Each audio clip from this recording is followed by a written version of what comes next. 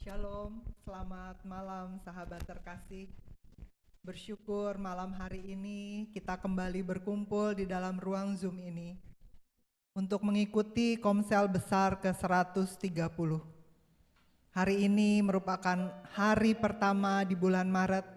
Kita mau timba kekuatan yang berasal daripada Tuhan untuk menjadi kekuatan kita menjalani sepanjang bulan ini.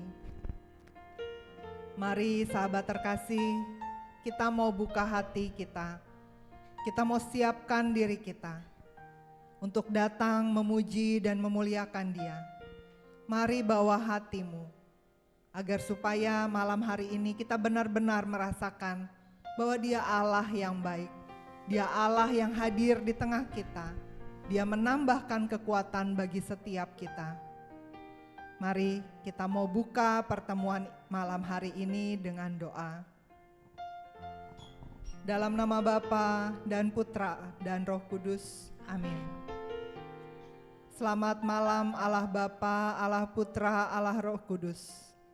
Terima kasih malam hari ini Engkau yang mengetuk setiap hati kami untuk boleh bersama-sama berkumpul di dalam ruang Zoom ini untuk mengikuti Komsel malam hari ini.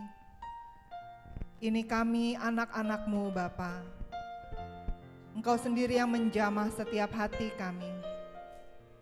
Engkau yang hadir di tengah-tengah kami. Engkau yang mengikat kami semua dengan rantai cinta-Mu. Bawa kami terus Bapa untuk mengerti kehendak-Mu di dalam setiap kehidupan kami. Bapa yang penuh kasih, biar Allah Roh Kudus yang malam hari ini melembutkan setiap hati kami, meluruskan setiap pikiran kami, agar hanya tertuju kepadamu. Engkau yang melayakkan setiap kami malam hari ini Bapa. Kami juga mau bawa setiap peralatan yang kami gunakan, setiap jaringan internet di rumah kami masing-masing, semua ada di dalam kendali-Mu. Tidak ada kuasa yang sanggup mengacaukan acara malam hari ini, karena Engkau Allah yang beserta kami. Engkau yang memagari setiap kami. Pagar api kuasa Roh Kudus itu memagari setiap kami dan di rumah kami masing-masing. Terima kasih Bapa, terima kasih Yesus, terima kasih Allah Roh Kudus. Beracaralah malam hari ini, agar supaya setiap kami terus menimba kekuatan baru yang berasal daripada-Mu. Ini kami anak-anak-Mu, kami siap Engkau pimpin. Amin. Dalam nama Bapa dan Putra dan Roh Kudus. Amin. Sahabat terkasih, kita mau masuk di dalam pujian, kemudian penyembahan dan mendengarkan firman-Nya malam hari ini. Mari bawa hatimu, nyanyikan setiap pujian dengan hati, agar supaya kita benar-benar merasakan bahwa pujian itu adalah doa kita. Sehingga malam hari ini kita bukan hanya menonton, tapi kita ikut terlibat di dalamnya. Mari siapkan hatimu, kita mau masuk ke dalam pujian yang pertama. Kita katakan bahwa jiwa kita sungguh merindukan Tuhan, karena Dia Allah yang hidup. Kita yang malam hari ini datang dengan haus dan lapar akan Dia. Kita bersyukur karena Dia adalah sumber pengharapan kita. Jiwaku merindukan-Mu, ya Allah yang hidup. Jiwaku haus kepadamu, ya Allah yang hidup. Jiwaku merindukan-Mu, ya Allah yang hidup. Jiwaku haus kepadamu, ya Allah yang hidup. Ku bersyukur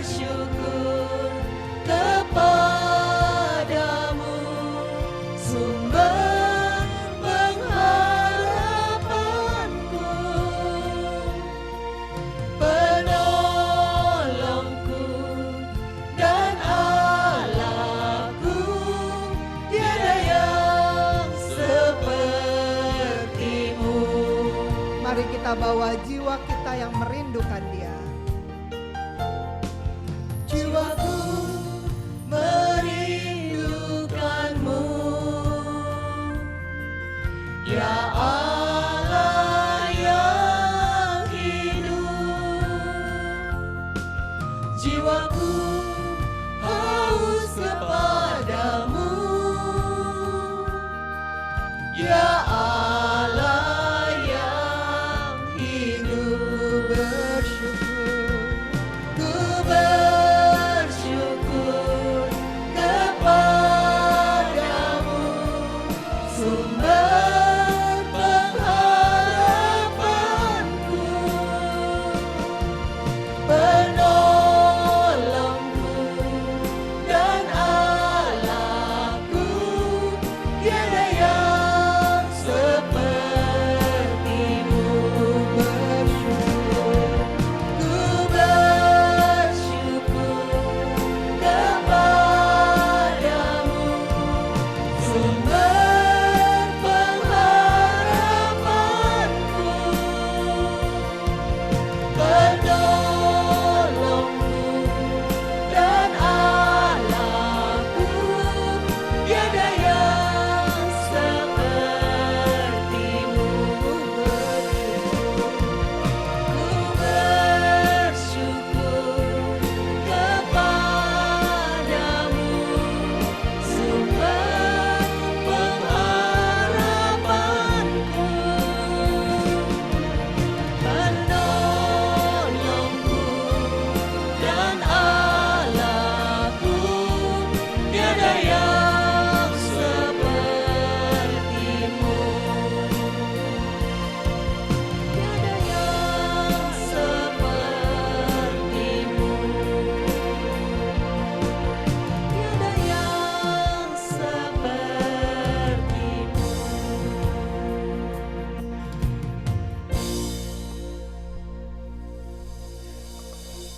Benar Bapa, tiada yang seperti Engkau. Kami bersyukur malam hari ini kami boleh datang. Kami boleh menjadi anak-anak-Mu. Kami boleh memuji dan menyembah Engkau. Kami rindu masuk lebih dalam lagi Bapa. Kami rindu untuk mengalami hadirat-Mu lebih lagi. Kami rindu untuk menjadi seperti yang Engkau ingini. Mari kita bawa lagu ini seperti yang Kau ingini.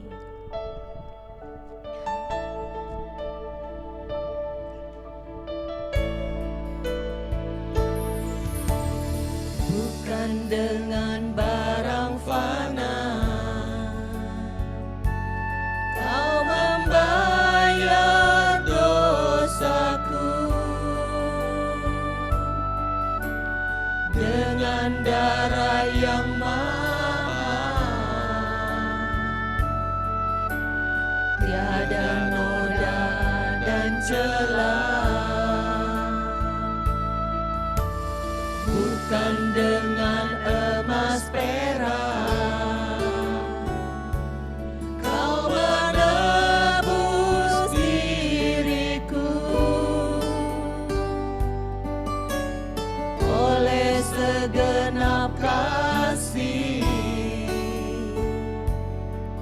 dan pengorbananmu, ku telah mati dan tinggalkan jalan hidupku yang lama. Semuanya sia-sia dan tak berarti lagi. Hidup ini ku letakkan pada mesbah-Mu ya Tuhan. Jadilah padaku seperti yang Kau ingini. Ini kami Bapa, Engkau mengenal setiap kami. Engkau mengenal setiap kelemahan, dosa-dosa kami. Engkau memberikan Yesus yang mati di kayu salib untuk kami. Hidup kami dibayar dengan darah yang begitu mahal untuk mengatakan betapa kami berharga bagimu. Ajar kami menghargai pengorbanan itu. Ajar kami hidup sungguh-sungguh berkenan kepadamu. Ajar kami tidak menyia-nyiakan Yesus yang mati untuk kami di kayu salib. Malam ini Bapa, bahwa kami makin mengerti kehendak-Mu, bahwa kami makin mengerti apa yang tidak Engkau sukai, apa yang melukai hati-Mu di dalam hidup kami. Kami mau meninggalkannya. Kami mau sungguh-sungguh hidup berkenan kepadamu. Mari kita nyatakan sekali lagi, bukan dengan barang fana.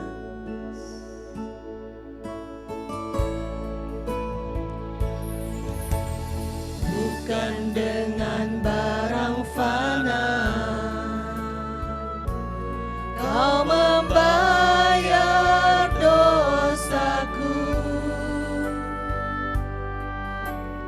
Dengan darah yang mahal, tiada noda dan celah.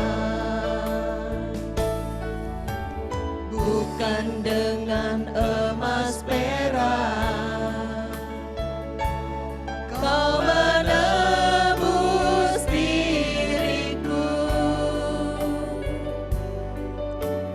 Oleh segenap kasih dan pengorbananmu, ku telah mati dan tinggalkan jalan hidupku yang lama. Semuanya sia-sia dan tak berarti lagi. Hidup ini ku letakkan pada mezbah-Mu ya Tuhan. Jadilah padaku seperti yang Kau ingini. Ku telah mati dan tinggalkan jalan hidupku yang lama.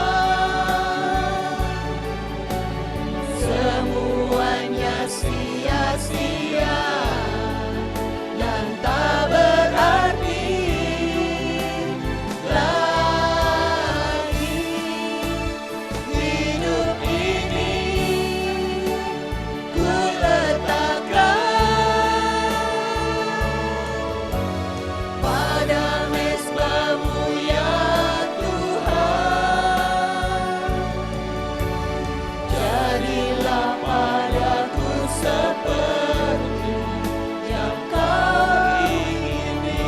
Jadilah padaku, Jadilah padaku seperti yang Kau ingini. jadilah padaku, Jadilah padaku seperti yang Kau ingini. amin. Ini doa kami Bapa, jadilah padaku seperti yang Kau ingini. Kami rindu benar-benar hidup sungguh-sungguh berkenan kepadamu, menyenangkan hati-Mu Bapa, karena Engkau Bapa yang sungguh baik. Segala rancangan-Mu baik bagi kami. Tidak ada rancangan kecelakaan. Semua yang Engkau izinkan terjadi dalam hidup kami, kami percaya semua untuk kebaikan kami.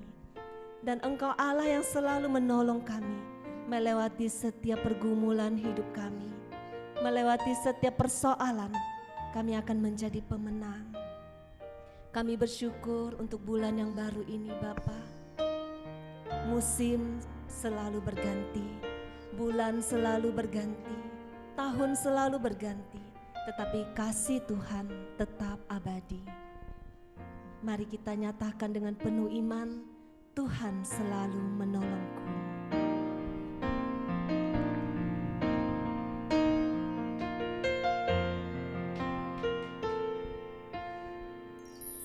Musim akan selalu berganti,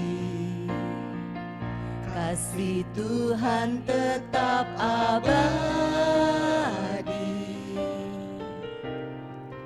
tak akan berubah sampai selamanya. Ku tetap percaya, ku yakin Tuhan memberkati, ku yakin Tuhan melindungi.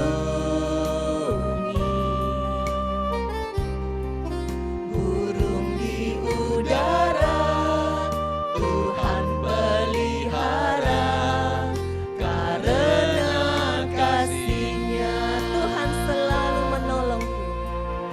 Tuhan selalu menolongku,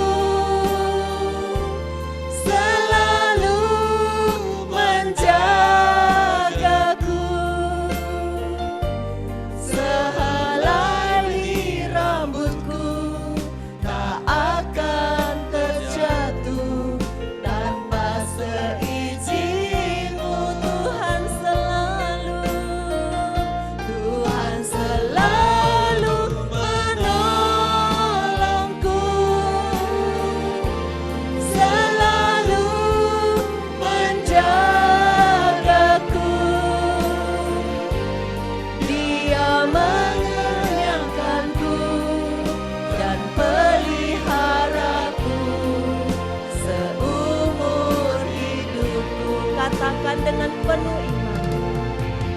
Tuhan selalu menolongku, amin. Selalu menjagaku, sehelai di rambutku tak akan terjatuh tanpa seizin-Mu. Tuhan selalu menolongku, selalu menjagaku. Dia mengenyangkanku dan peliharaku seumur hidupku. Kita mau nyatakan sekali lagi. Tuhan selalu menolongku, amin. Selalu menjagaku,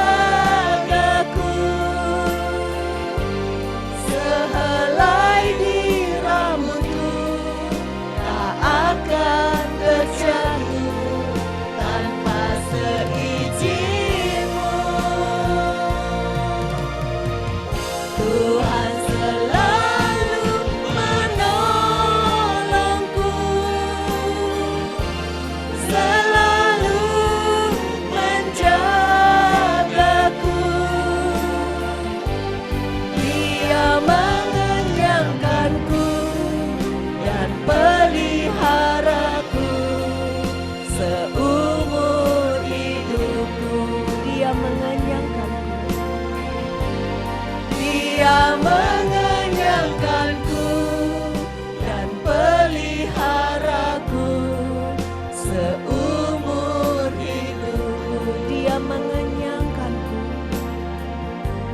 Dia mengenyangkanku dan peliharaku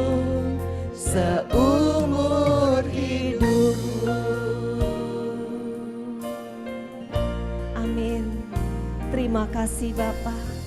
Engkau Bapa yang selalu menolong kami, selalu menjaga kami. Tidak ada satupun yang terjadi di dalam kehidupan kami saat ini. Persoalan, permasalahan, apapun yang kami alami saat ini, kami percaya matamu tertuju kepada kami anak-anakmu. Tidak ada satu helai rambut di kepala kami yang boleh jatuh tanpa seizinmu. Apalagi air mata kami Bapa. Betapa berharganya kami bagimu. Segala pencobaan, persoalan yang terjadi hanya untuk membawa kami makin dekat. Hanya untuk membawa kami makin melihat betapa Engkau punya kuasa. Betapa Engkau besar, betapa Engkau mulia. Mari kita masuk lebih dalam lagi. Kita mau memuji dan menyembah Allah yang kudus, Allah yang sungguh baik, Allah yang mulia, Allah yang penuh dengan kuasa.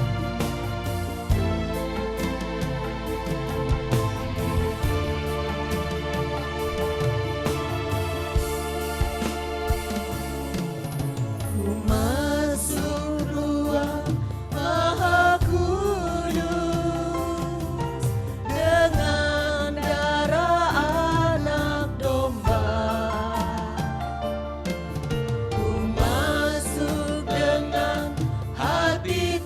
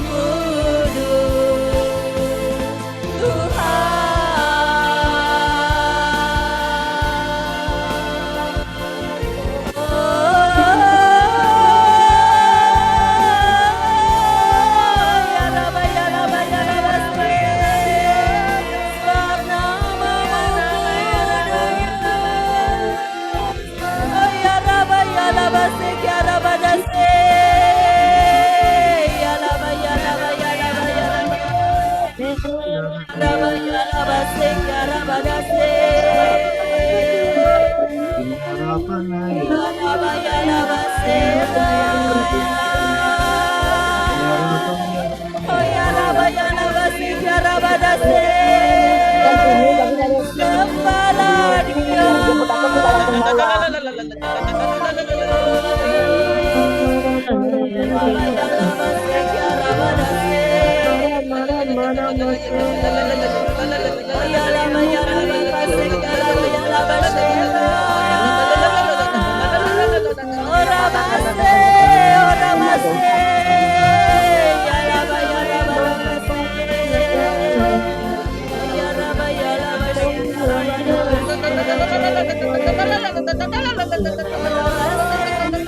Mau ke situ malam ini, malah keburu udah jam 8.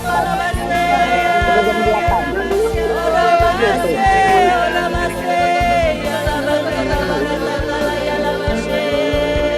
Tapi bagi aku.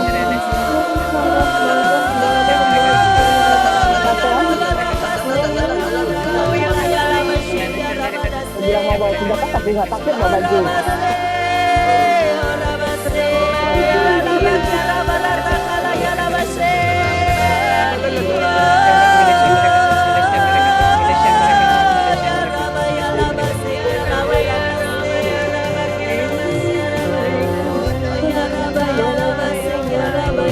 Kita dia Lin, kedatangan 1A kita.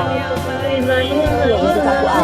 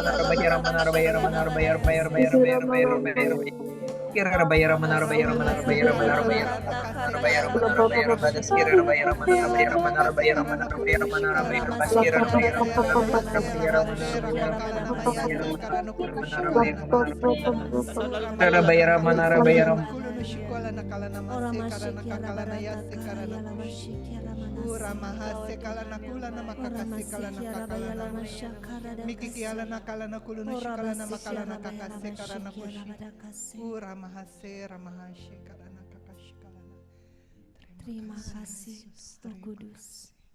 Terima kasih Bapa. Terima kasih Tuhan Yesus. Indahnya hadirat-Mu malam hari ini. Kami mau tetap tinggal di sini Bapa. Terima kasih.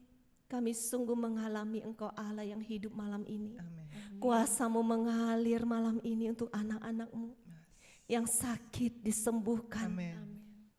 Yang lemah dikuatkan. Terima kasih. Kuasa-Mu mengalir malam hari ini. Terima kasih Bapa. Ketika kami memuji dan menyembah-Mu, kuasa-Mu mengalir melawat setiap hati yang terluka disembuhkan. Terima Terima kasih Bapa, terima kasih. Kami mau masuk lebih dalam lagi untuk mengenal Engkau. Bawa hati kami untuk menyiapkan hati kami untuk mendengar firman-Mu.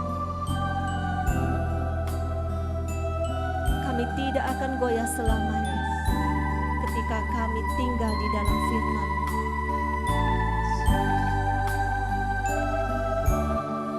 Ku bersyukur kepadamu, oh Tuhanku,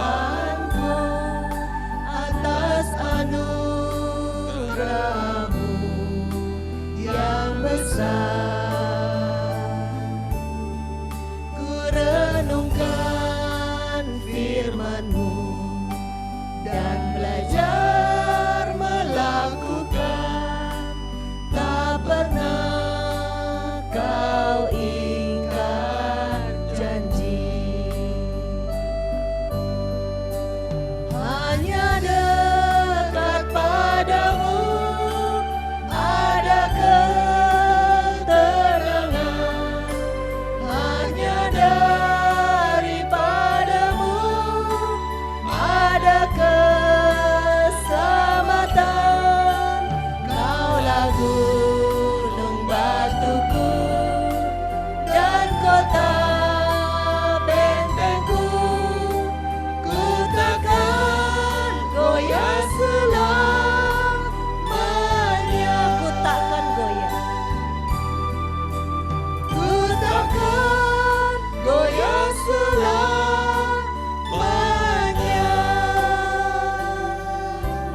Amin. Kami tidak akan goyah selamanya selama kami tinggal di dalam Engkau. Saat ini Bapa, urapilah kami, hamba-Mu, pelayan-Mu yang tidak ada artinya ini, Paulus dan Vila. Pakailah kami menjadi bejana-Mu untuk menyampaikan isi hati-Mu. Biarlah setiap perkataan yang keluar dari mulut kami sungguh-sungguh berasal daripada-Mu, boleh menjadi kekuatan, boleh menjadi terang bagi kehidupan kami. Berfirmanlah ya Bapa, kami siap mendengarkan Engkau. Amin. Dalam nama Bapa dan Putra dan Roh Kudus. Amin.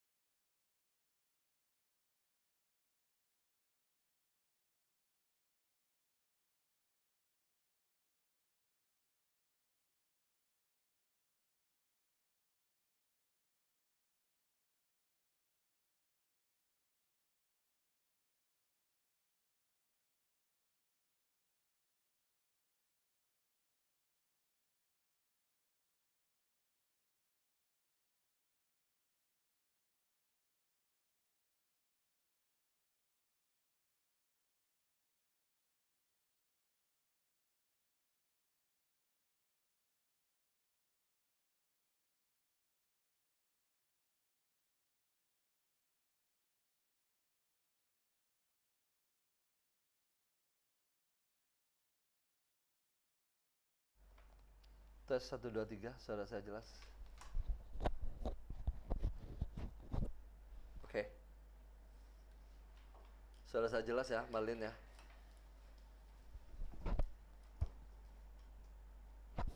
Tes. Suara saya jelas? Oke, ya. Selamat malam Bapak Ibu Suster. Malam ini kita masuk ke dalam Komsel yang ke-130. Puji Tuhan. Saya mengajak Bapak Ibu untuk membuka dari kitab Roma. Rasul Paulus kepada jemaat di Roma bab 6 ayat ke-3.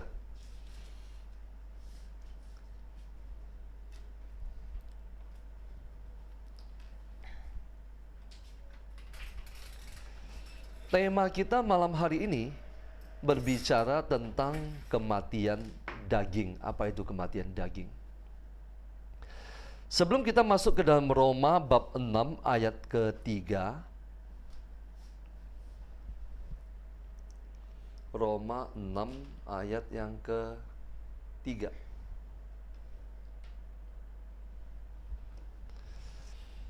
Di depan kita ada satu ayat dari 1 Korintus bab 15 ayat yang ke-50. Bapak Ibu kalau yang bisa aktifkan kameranya, saya mengucapkan terima kasih supaya kita ada interaksi bersama. Tapi yang tidak bisa, tidak masalah. Oke. Kita membaca bersama-sama satu ayat yang ada di layar ini sebelum layarnya ditutup.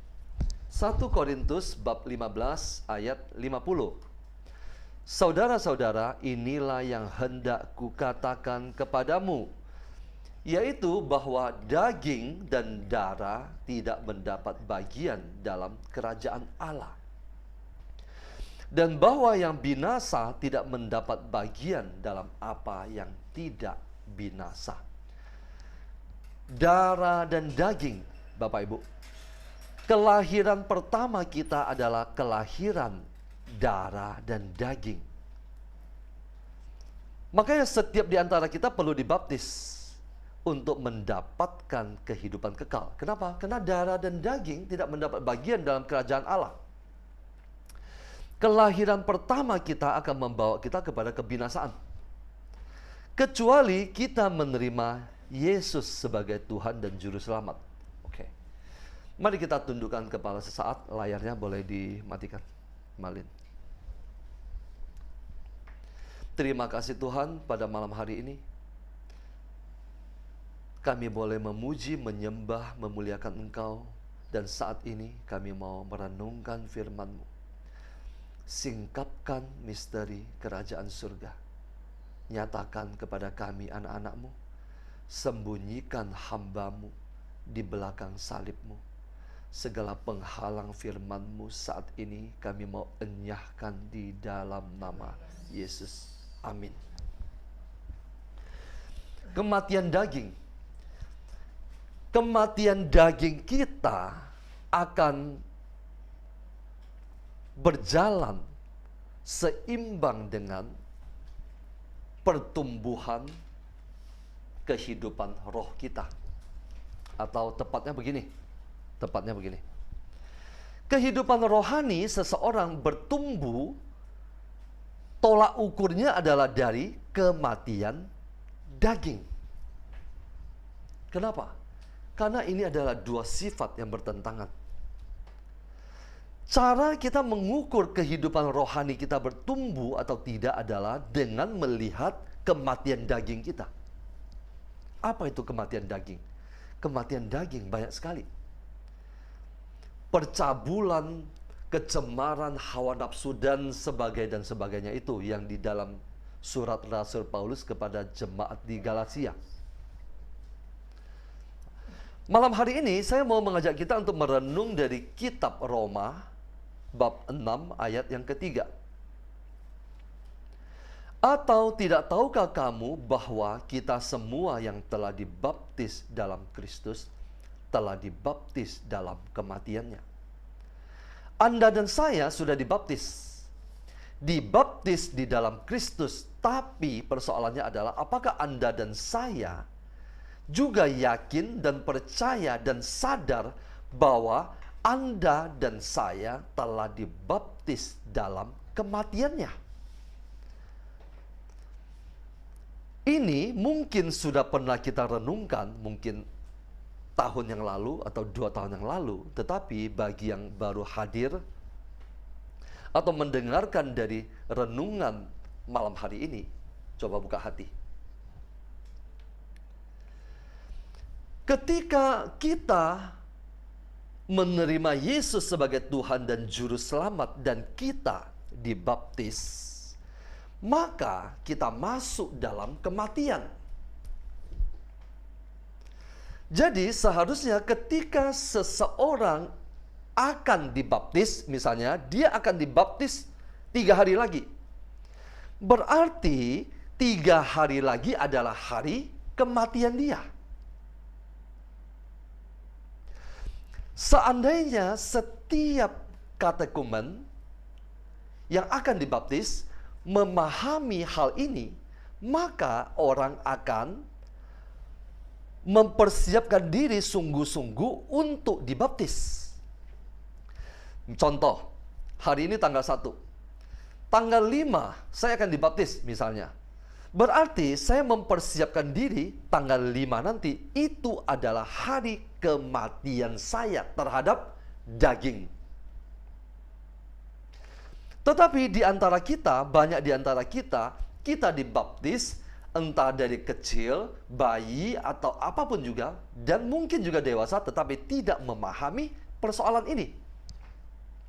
Seseorang yang dibaptis, atau tidak tahukah kamu bahwa kita semua yang telah dibaptis dalam Kristus telah dibaptis dalam kematiannya. Ayat keempat, dengan demikian kita telah dikuburkan bersama-sama dengan Dia oleh baptisan dalam kematian. Nah, ketika kita dibaptis, kita masuk dalam kematian. Yang saya pernah kasih contoh, dulu gereja awal membaptis dengan diselam, dengan ditenggelamkan. Saat ini kita memang dicurahkan dengan air baptisan, tidak ada yang salah, tidak ada yang salah. Tetapi saya mau memberikan contoh melalui baptisan yang awal gereja itu dilakukan dengan ditenggelamkan. Kenapa? Saya bukan mau mengatakan yang sekarang kita lakukan ini tidak sah, sah. Tetapi saya mau memberi contoh. Ketika seseorang masuk di dalam air, seorang baptisan baru masuk ke dalam air, maka dia tidak bernapas. Meskipun beberapa detik, seseorang tidak bernapas di dalam air berarti dia mati. Sesudah dia mati di dalam air, lalu dia diangkat keluar dari air, dia dilahirkan kembali. Bapak Ibu bisa menangkap ilustrasi saya? Orang masuk dalam kematian, dibaptis dalam nama Bapa, Putra, dan Roh Kudus. Kemudian dia keluar dari air, dan dia menjadi manusia baru. Manusia lamanya telah mati, dikubur di dalam air.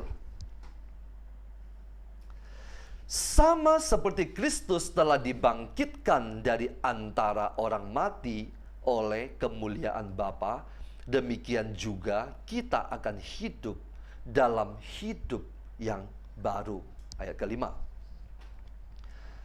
Sebab jika kita telah menjadi satu dengan apa yang sama dengan kematiannya, kita juga akan menjadi satu dengan apa yang sama dengan kebangkitannya. Tulisan Rasul Paulus selalu kelihatan berulang-ulang. Itu adalah gaya bahasa dia. Tetapi bagi saya, ini sesuatu yang sangat bagus. Ketika seseorang dibaptis, dia mati bersama dengan Kristus. Kristus mati di mana? Kristus mati di kayu salib. Ketika kita dibaptis, kita mati bersama dengan Kristus, bukan di atas kayu salib. Kenapa? Karena Yesus sudah menanggung dosa kita dan mati di kayu salib. Tetapi kita cukup di dalam air. Dan kemudian sesudah itu kita keluar, kita dibangkitkan kembali bersama dengan Kristus. Kristus wafat di kayu salib, dikubur, kemudian pada hari ketiga dia bangkit. Kita dibaptis, kita masuk dalam kematian seolah-olah dikubur. Nah, dulu bahkan sampai sekarang ini, dalam gereja-gereja ortodoks timur, mereka membuat kolam baptisan. Kolam baptisannya itu seperti diilustrasikan seperti kuburan. Jadi orang masuk ke dalam kolam baptisan itu ditenggelamkan, dia seperti dikubur. Kemudian dia bangkit kembali dari kubur. Dia menjadi manusia baru. Pada saat Anda dan saya dibaptis masuk ke dalam air, mati bersama dengan Kristus, apa yang mati? Kedagingan kita, manusia lama, kelahiran pertama kita mati. Ketika Yesus katakan, jikalau biji gandum tidak jatuh ke dalam tanah dan mati, ia tidak akan menghasilkan buah. Anda dan saya harus mati. Mati terhadap apa? mati terhadap kedagingan kita, terhadap dosa kita. Ayat ke-6. Karena kita tahu bahwa manusia lama kita telah turut disalibkan, supaya tubuh dosa kita hilang kuasanya, agar jangan kita menghambakan diri lagi kepada dosa. Bapak Ibu, kalau kita perhatikan, betapa besar, luas, tinggi, dan dalamnya arti sebuah pembaptisan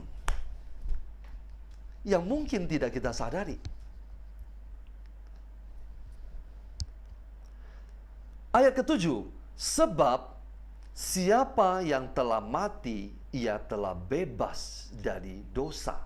Kenapa orang yang sudah mati telah bebas dari dosa? Karena orang yang sudah mati, dia sudah kehilangan kesadarannya untuk melakukan dosa.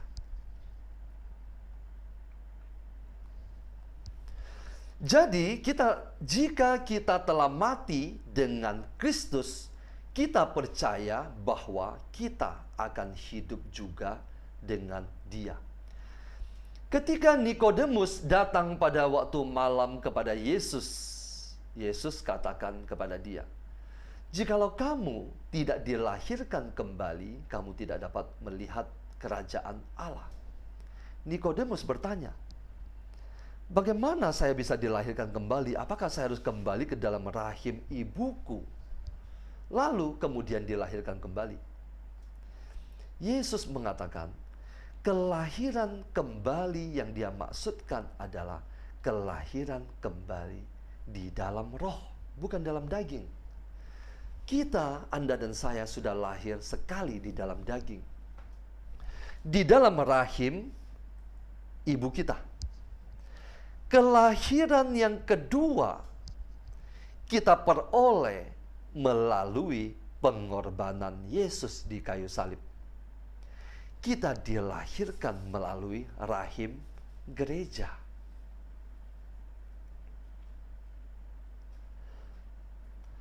Ayat ke-10.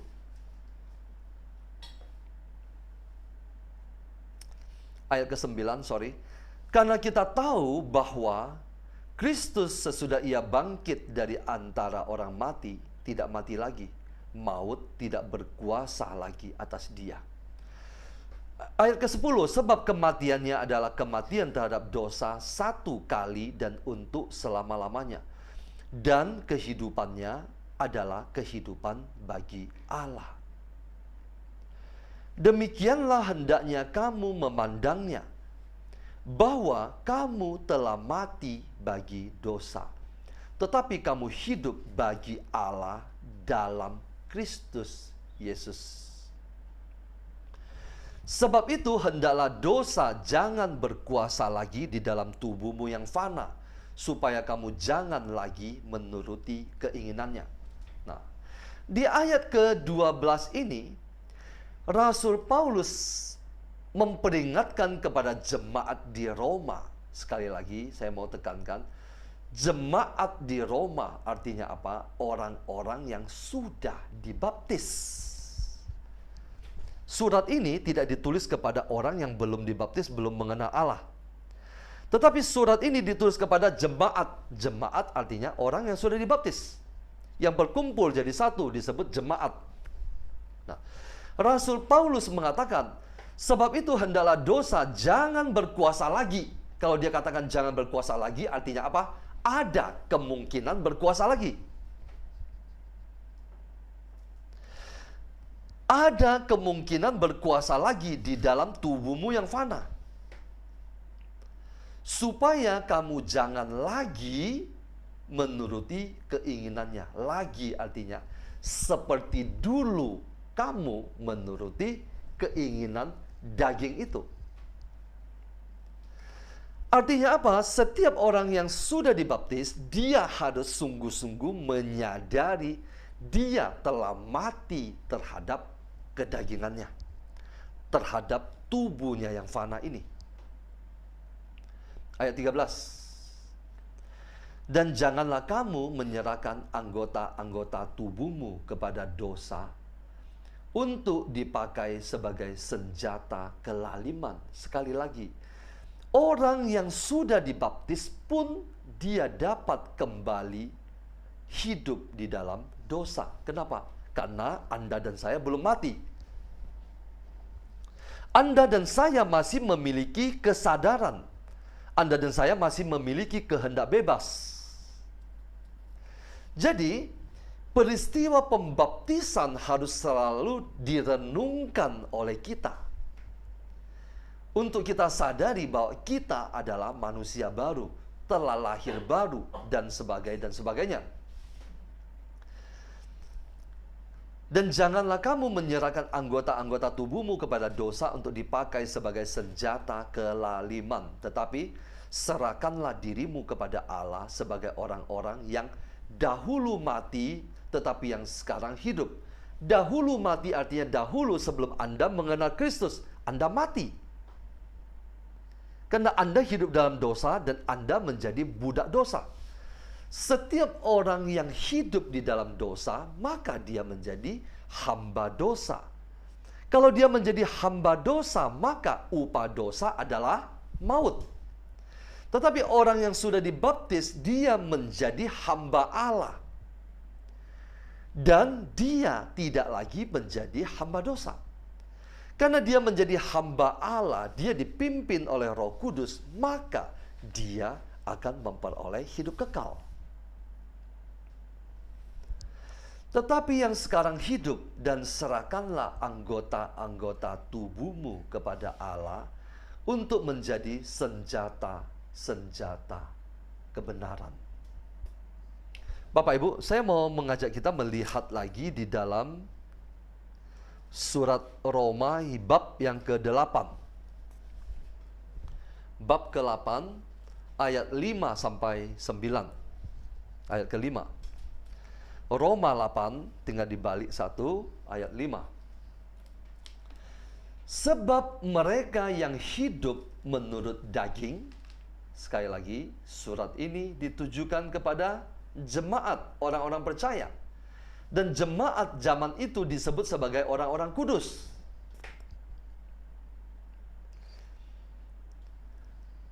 Sebab mereka yang hidup menurut daging memikirkan hal-hal yang dari daging.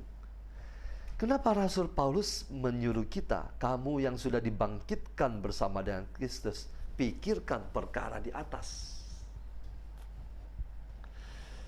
Karena dengan memikirkan perkara di atas, kita mengontrol pikiran kita.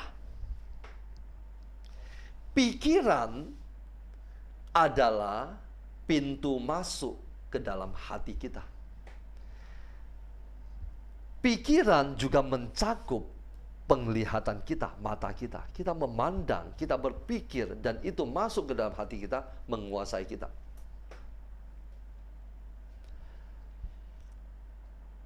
Memikirkan hal-hal yang dari daging, karena hidup di dalam daging. Mereka yang hidup menurut roh, memikirkan hal-hal yang dari roh. Anda dan saya yang sudah dibaptis tetap bisa memiliki dua posisi yang saling menarik kita. Kenapa? Anda dan saya masih hidup. Kita masih memiliki kesadaran. Seperti yang pernah saya sampaikan, ketika kita dibaptis, Roh Kudus masuk ke dalam hati kita. Dia bertahta dalam hati kita. Tetapi butuh waktu bagi kita untuk menyerahkan seluruh hati kita kepada Dia.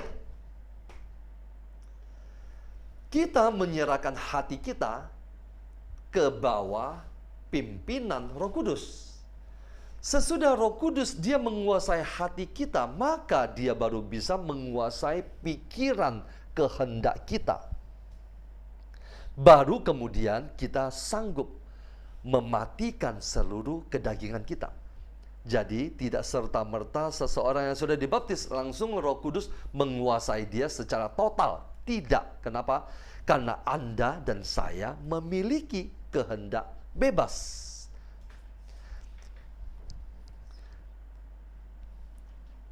Kita butuh menyerahkan kehendak bebas kita kepada Allah, secara khusus kepada pribadi ketiga, Roh Kudus. Kenapa? Karena Roh Kudus yang tinggal di dalam hati kita. Dia yang akan menguasai seluruh hidup kita. Jadi seluruh kehendak bebas kita, kita serahkan kepada Dia. Makanya Rasul Paulus katakan, bukan lagi aku yang hidup, melainkan Kristus yang hidup di dalam aku.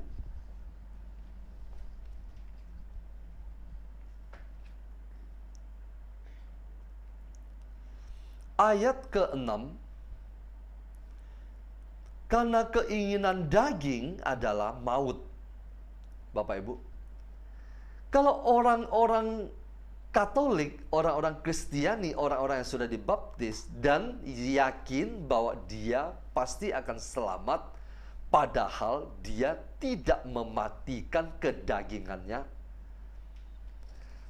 dia menipu diri sendiri. Iblis menipu dia. Coba kita baca sekali lagi ayat ke-6 bersama-sama. 3, 2, 1. Karena keinginan daging adalah maut, tetapi keinginan roh adalah hidup dan damai sejahtera.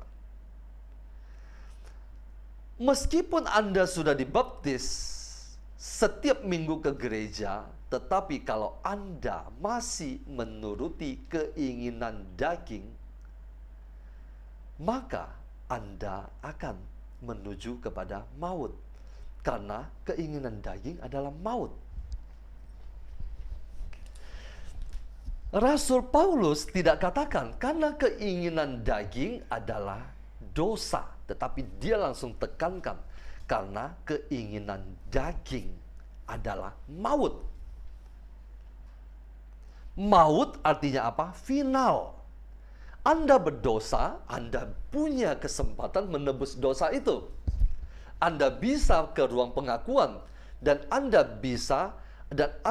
dengan sepenuh hati mengakuinya, menyesali, Anda diampuni. Tetapi kalau Anda sudah menjadi bagian dari maut, maut itu artinya apa? Final. Orang yang sudah masuk ke dalam maut tidak bisa ditolong lagi. Anda tidak bisa didoakan lagi. Apa itu maut? Neraka. Tetapi keinginan roh adalah hidup dan damai sejahtera. Ayat ke-7. Sebab keinginan daging adalah perseteruan terhadap Allah. Mungkinkah seseorang yang menjadi musuh Allah dapat tinggal masuk ke dalam rumah Bapa di surga? Tidak mungkin. Sebab keinginan daging adalah perseteruan. Perseteruan itu artinya musuh bebuyutan terhadap Allah. Karena ia tidak takluk kepada hukum Allah. Ada orang tetap ingin hidup dalam dosa dan tetap ingin masuk surga. Tadi sebelum memulai Komsel ini, kita ada sharing sedikit sama teman-teman di sini. Tadi waktu di pujian itu, saya sangat tersentuh dengan lagu itu. Bukan dengan barang fana. Kenapa? Saya merasa hidup saya itu sekian puluh tahun hidup dalam kesia-siaan. Hidup dalam kesia-siaan. Padahal panggilan Tuhan itu sudah ada jauh sebelum kita dilahirkan. Kita hidup dalam kesia-siaan. Kenapa? Karena kita takluk dan tunduk di bawah dosa. Mereka yang hidup dalam daging tidak mungkin berkenan kepada Allah. Bapak Ibu, kenapa kita harus mematikan kedagingan kita? Mereka yang hidup dalam daging tidak mungkin berkenan kepada Allah. Bapak Ibu mau jungkir balik berdoa, mau minta didoakan siapapun juga, hamba Tuhan yang mana yang paling terkenal, Tapi kalau Anda masih tetap hidup di dalam dosa, mereka yang hidup dalam daging tidak mungkin berkenan kepada Allah. Mungkinkah, pertanyaan saya, mungkinkah doa Anda dijawab? Tidak mungkin. Makanya kenapa Yesus ketika berhadapan dengan orang yang lumpuh itu, dia katakan dosamu sudah diampuni. Dia angkat dulu dosanya, baru dia katakan, bangunlah, angkatlah tilammu dan berjalanlah. Sebelum dosa itu diangkat, Anda dan saya hidup dalam dosa, rahmat Tuhan tidak dapat mencapai kita, kesembuhan tidak dapat mencapai kita. Jadi, kalau kita mau kalau kita mau doa kita dijawab, kita harus hidup berkenan di hadapan Allah. Mereka yang hidup dalam daging tidak mungkin berkenan kepada Allah. Ini ditulis oleh siapa? Rasul Paulus yang mengalami sebuah perjumpaan misterius dengan Yesus. Dia berjumpa dengan Yesus yang bangkit. Rasul Paulus adalah salah satu murid yang tidak berjumpa dengan Yesus dari Nazaret. Yang dia jumpai siapa? Yesus yang sudah bangkit. Kenapa dia katakan, bukan lagi aku yang hidup, tetapi Kristus yang hidup di dalam aku. Siapa itu Kristus? Kristus adalah Yesus yang sudah bangkit. Saya selesaikan. Ayat 9. Tetapi kamu tidak hidup dalam daging, melainkan dalam roh, jika memang roh Allah diam di dalam kamu. Tetapi jika orang tidak memiliki roh Kristus, nah, Rasul Paulus tekankan roh Kristus. Kenapa dia tidak mengatakan roh Yesus? Kristus adalah Yesus yang sudah dimuliakan, yang menjadi Tuhan dan Raja atas semesta alam. Yesus Kristus. Tetapi jika orang tidak memiliki roh Kristus, ia bukan milik Kristus, Bapak Ibu. Masa ini adalah kesempatan bagi kita untuk mematikan kedagingan kita. Dan saya tidak memiliki banyak cara untuk mematikan kedagingan selain berpuasa. Berpuasa, berpuasa, berpuasa. Perpanjang jam puasanya, perpanjang jam puasa. Puasa, doa, puasa, doa, puasa. Manfaatkan kesempatan pada saat kita berpuasa, kita berdoa. Kita menangis di hadapan Tuhan, benar-benar berdoa di hadapan Tuhan. Itu adalah cara kita untuk mematikan kedagingan kita. Semakin kedagingan kita mati, maka roh kita akan hidup. Terima kasih, Tuhan Yesus memberkati.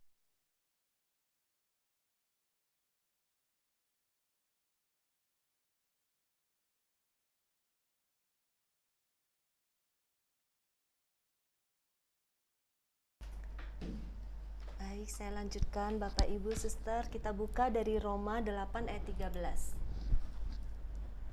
Roma 8 ayat 13. Sebab jika kamu hidup menurut daging, kamu akan mati.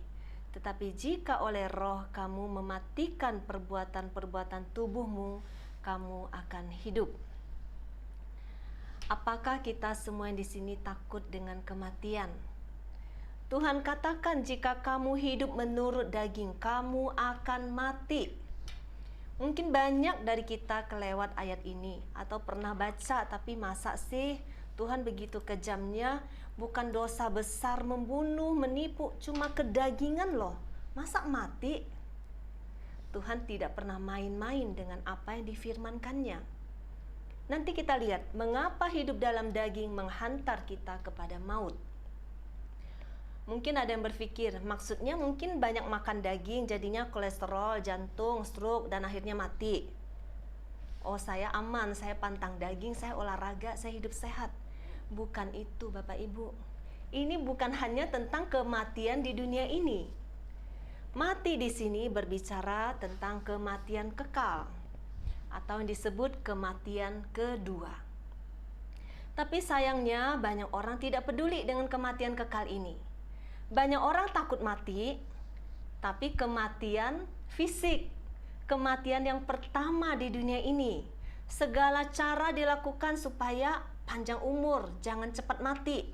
Manusia fokus menjaga kesehatan, olahraga, jaga makan, minum vitamin, supaya sehat terus panjang umur. Kalau ada obat yang tidak akan mati, itu pasti menjadi produk yang paling dicari di dunia ini.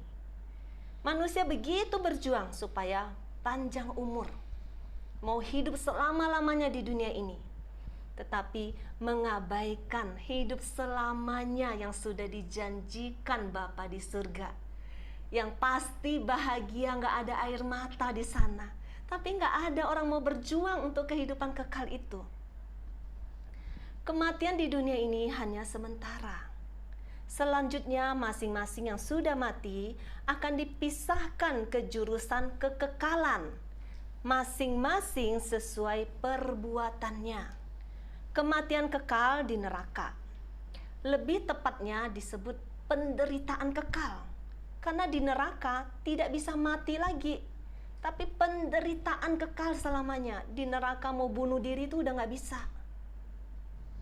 Dalam Wahyu 20 ayat 13-15 berkata, saya bacakan, mungkin kalau Marlin mau tampilkan, saya sudah kasih.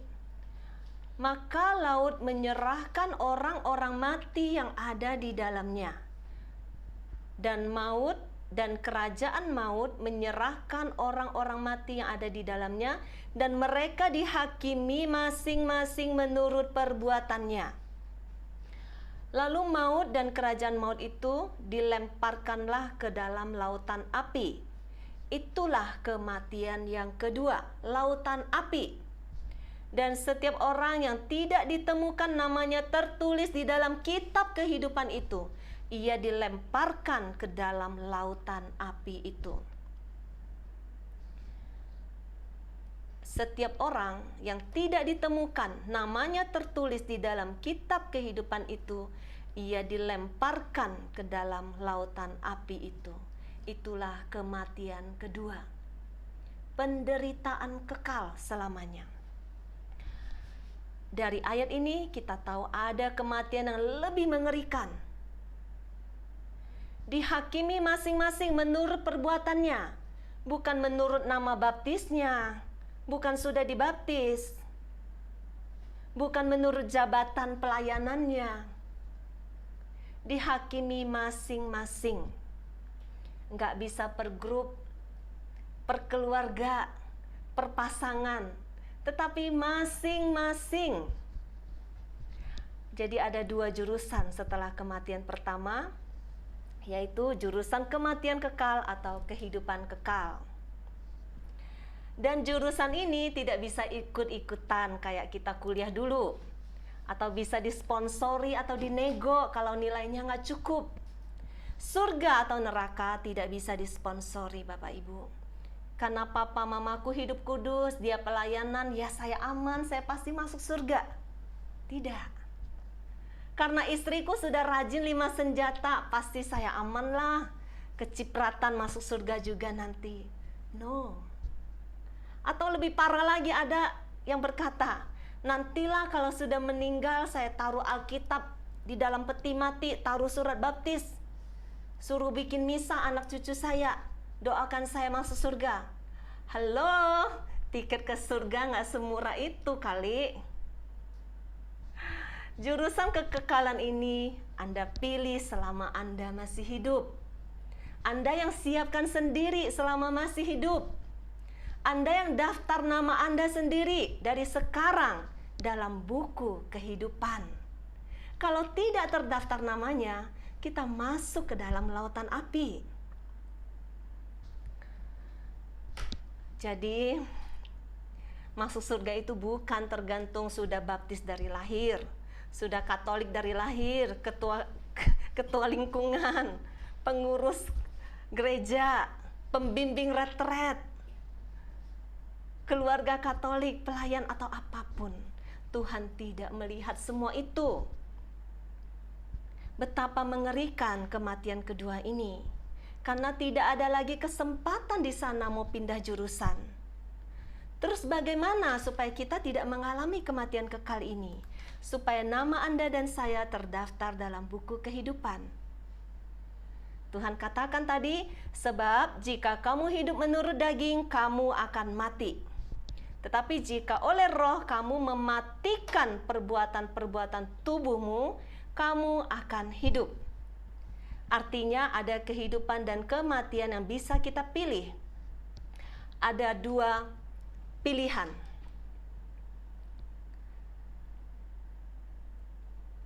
Hidup dalam daging itu risikonya begitu besar. Endingnya kematian. Hidup dalam roh, endingnya kehidupan. Hidup dalam daging, Tuhan katakan kematian. Itu seperti mungkin vonis dokter ketika orang mengidap kanker stadium 4. Pasti mati. Berapa banyak dari kita menyadari bahaya hidup dalam daging? Kita terlena karena daging itu enak. Bukan hanya daging sapi, kambing, B2 yang enak, tapi semua kedagingan itu enak. Merokok enak, minum-minum enak, judi enak kalau menang, dan itu bikin orang ketagihan. Pornografi, percabulan, itu yang ekstrim. Oh, mungkin saya tidak melakukan dosa itu, tapi kedagingan itu sangat luas dan kadang sangat halus. Apa itu kedagingan? Kedagingan sendiri adalah sifat alami manusia yang sudah dibawa dari dosa asal.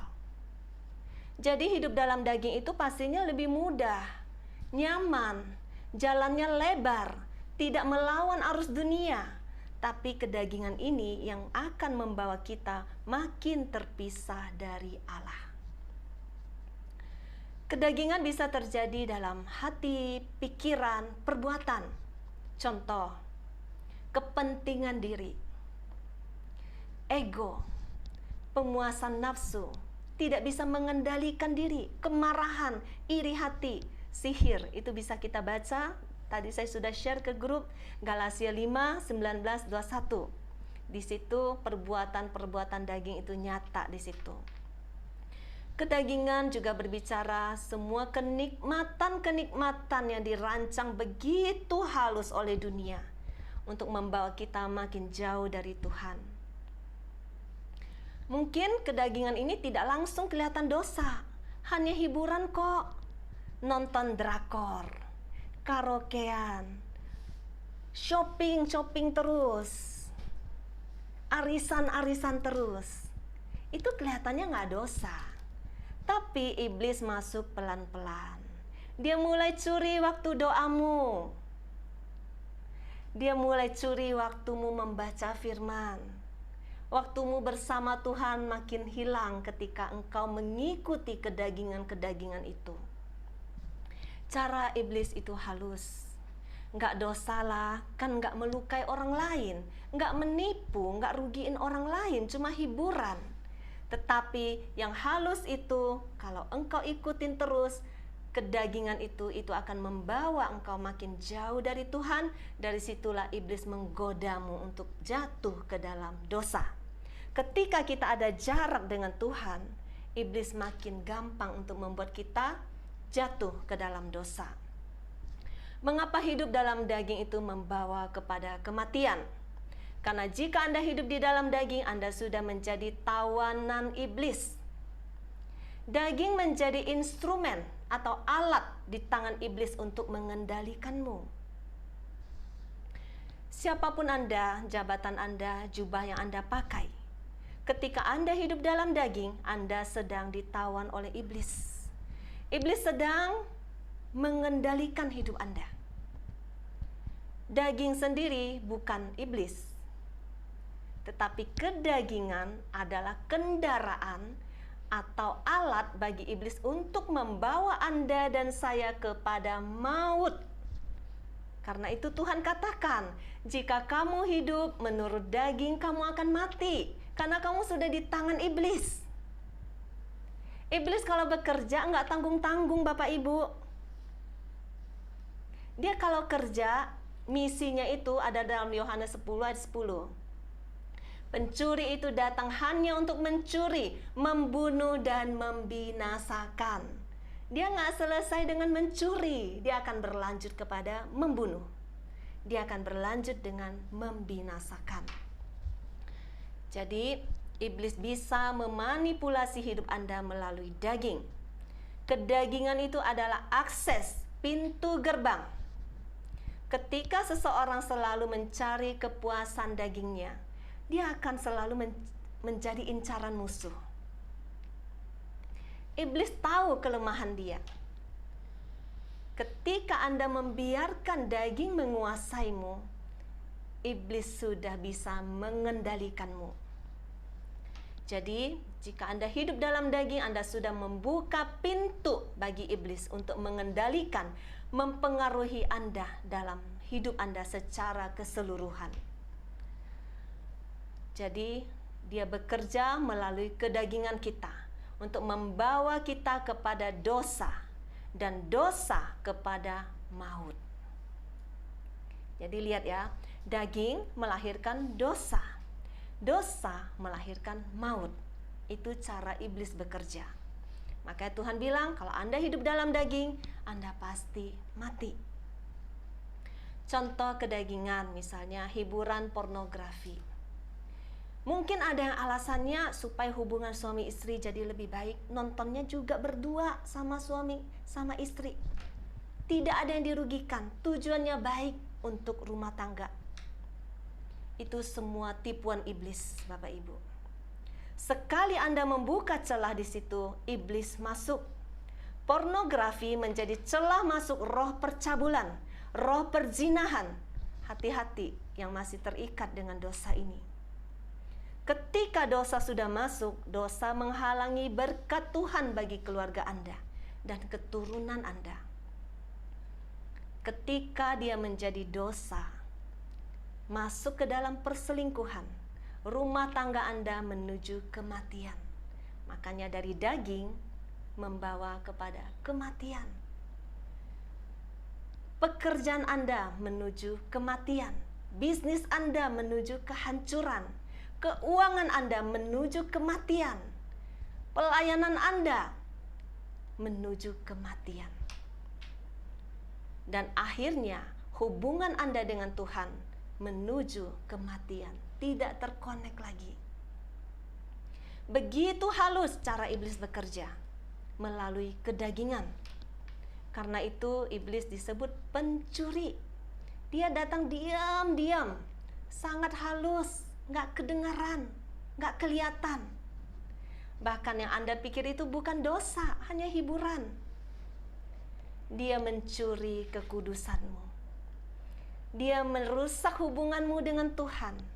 Dia mencuri berkat-berkat, janji-janji yang sudah Tuhan janjikan, yang harusnya sudah menjadi milikmu. Tetapi karena Anda jatuh, Anda tidak mendapatkan itu. Dan akhirnya dia mencuri imanmu. Ketika kita sudah tidak punya iman, dia berhasil membunuh jiwa kita dan binasa dalam kematian kekal. Jadi jangan anggap ini sepele dan hiburan, jangan hidup dalam daging, jangan beri ruang untuk iblis bekerja melalui kedagingan. Hidup mengikuti keinginan daging, banyak orang berprinsip yang penting bahagia. Akhirnya menggiring manusia melegalkan banyak hal. Pergaulan bebas, lesbi, homo, gonta-ganti pasangan. Orang malah lebih takut kepada HIV daripada dosanya. Dosa percabulan lebih mematikan daripada HIV. Dosa percabulan membawa kepada kematian kekal. Ciri-ciri orang yang masih hidup dalam daging, masih melekat dengan dunia, masih melekat dengan manusia, materi, jabatan, penghargaan, pengakuan, pujian. Itu ciri-cirinya. Jadi kalau kita masih kayaknya masih mengharapkan itu semua, masih melekat kepada itu semua, berarti kita masih harus berjuang untuk mematikan kedagingan itu. Masih mencari kepuasan-kepuasan duniawi dan berjuang mendapatkannya. Tidak stabil dalam emosi, masih menyimpan luka, mencari yang mudah, tidak mau ada pengorbanan, penyangkalan diri. Jam puasa cari yang paling gampang. Artinya kita masih terikat dengan daging kita. Kita harus berjuang, semakin mematikan kedagingan kita sehingga roh kita makin kuat. Bagaimana caranya keluar dari kedagingan? Tadi sudah dikatakan lahir baru di dalam roh. Dalam Yohanes 3 ayat 5 sampai 6. Jawab Yesus, "Aku berkata kepadamu, sesungguhnya jika seseorang tidak dilahirkan dari air dan roh, ia tidak dapat masuk ke dalam kerajaan Allah. Apa yang dilahirkan dari daging adalah daging, dan apa yang dilahirkan dari roh adalah roh." Kita harus lahir kembali di dalam Roh Kudus, harus mengalami perjumpaan pribadi dengan Tuhan. RPH adalah salah satu cara kita mengalami kelahiran baru di dalam roh. Yang kedua, hiduplah oleh roh. Galatia 5 ayat 16 sampai 17. Maksudku ialah hiduplah oleh roh, maka kamu tidak akan menuruti keinginan daging. Sebab keinginan daging berlawanan dengan keinginan roh, dan keinginan roh berlawanan dengan keinginan daging. Karena keduanya bertentangan, sehingga kamu setiap kali tidak melakukan apa yang kamu kehendaki. Kita harus hidup oleh roh. Dengan kita melakukan 5 senjata, kita melakukan puasa, baca firman, doa, satu lagi misa, ya, pengakuan dosa. Kita melawan kedagingan kita. Kita mengisi tubuh rohani kita dengan makanan-makanan rohani, sehingga kita hidup oleh roh. Semakin kita membaca firman, semakin kita makin bersatu dengan Roh Kudus. Firman dan Roh Kudus itu satu kesatuan.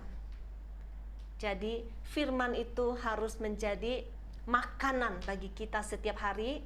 Puasa itu mematikan kedagingan kita. Jadi setelah RPH kita lanjutkan 5 senjata adalah cara kita hidup di dalam roh. Tadi kita baru lahir di dalam roh, tapi kita harus hidup di dalam roh. Dengan berpuasa, dengan membaca firman, dengan berdoa, dengan kita menyambut tubuh Kristus, dengan kita melakukan pengakuan dosa. Firman makin membukakan mata kita tentang kebenaran, sehingga kita tidak lagi dibutakan, tidak lagi gampang ditipu oleh iblis, supaya kita jatuh ke dalam dosa. Yang ketiga, carilah perkara di atas. Hidup di dalam roh artinya Anda mati di dalam kedagingan dan bangkit bersama Kristus di dalam hidup yang baru yang dituntun oleh Roh Kudus. Ada roh Allah yang menyertai kita. Dalam Kolose 3 ayat 1 sampai 3. Karena itu, kalau kamu dibangkitkan bersama dengan Kristus, carilah perkara yang di atas, di mana Kristus ada, duduk di sebelah kanan Allah. Sebab kamu telah mati dan hidupmu tersembunyi bersama dengan Kristus di dalam Allah. Orang hidup di dalam roh, dia tidak lagi mencari dirinya sendiri.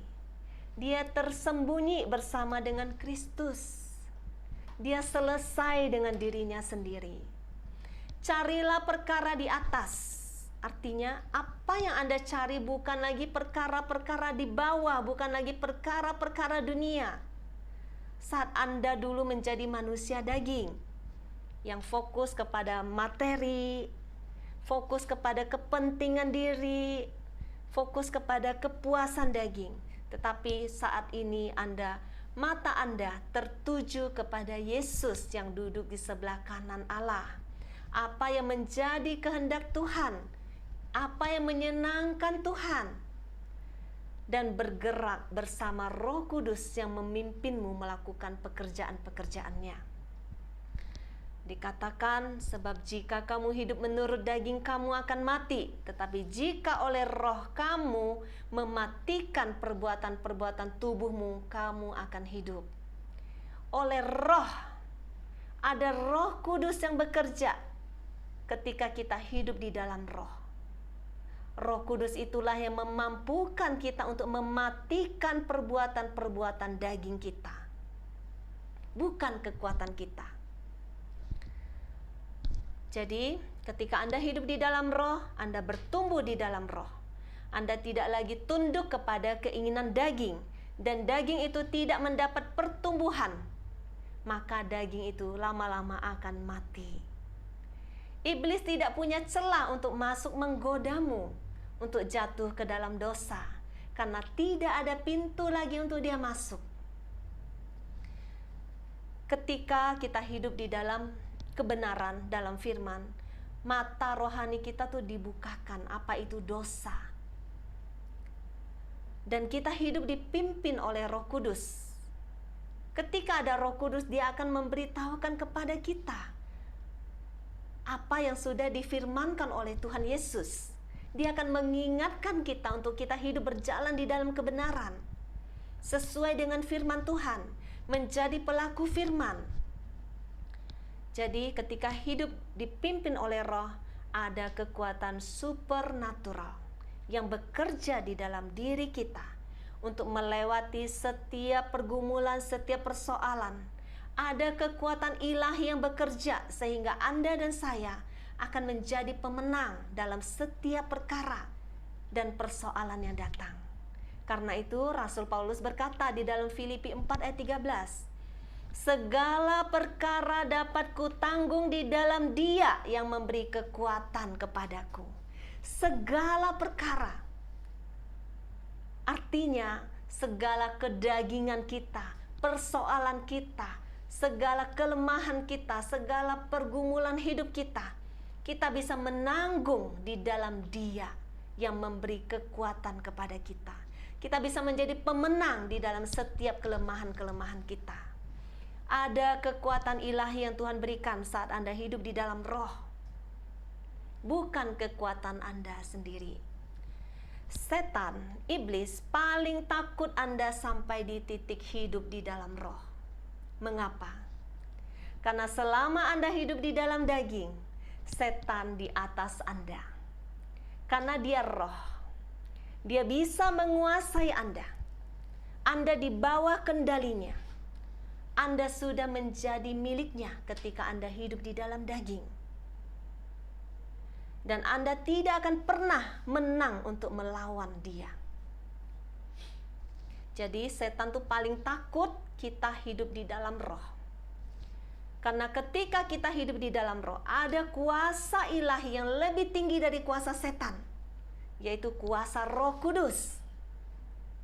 Ketika kita hidup di dalam roh, ada roh Allah yang tinggal di dalam diri kita, sehingga setan di bawah kita. Karena itu setan tuh paling takut kita hidup di dalam roh. Apa itu buah yang kelihatan orang yang sudah hidup dalam roh?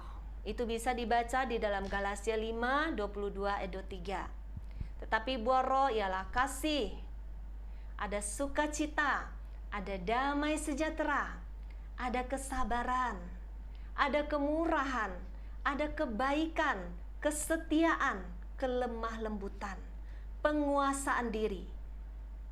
Itu ciri-ciri orang yang sudah hidup di dalam roh. Galatia 5 ini bisa menjadi standar untuk kita masing-masing.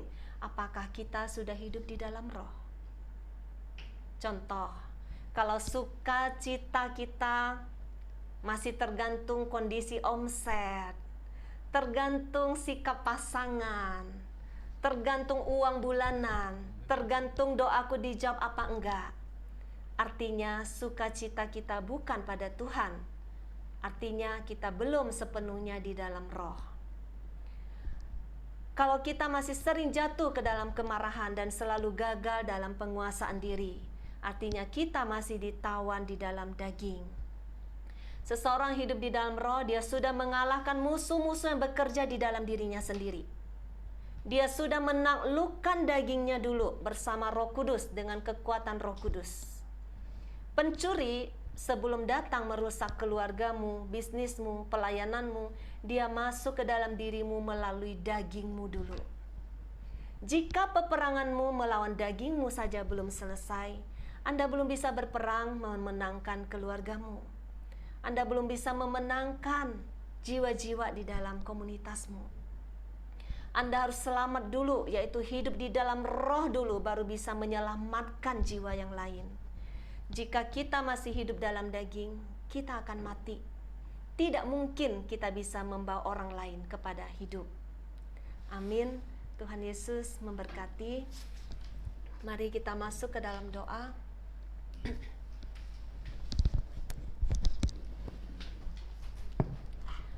Marlin siapkan lagu keempat.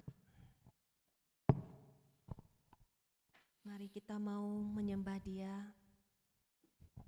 Kita mau masuk ke dalam ruang yang maha kudus.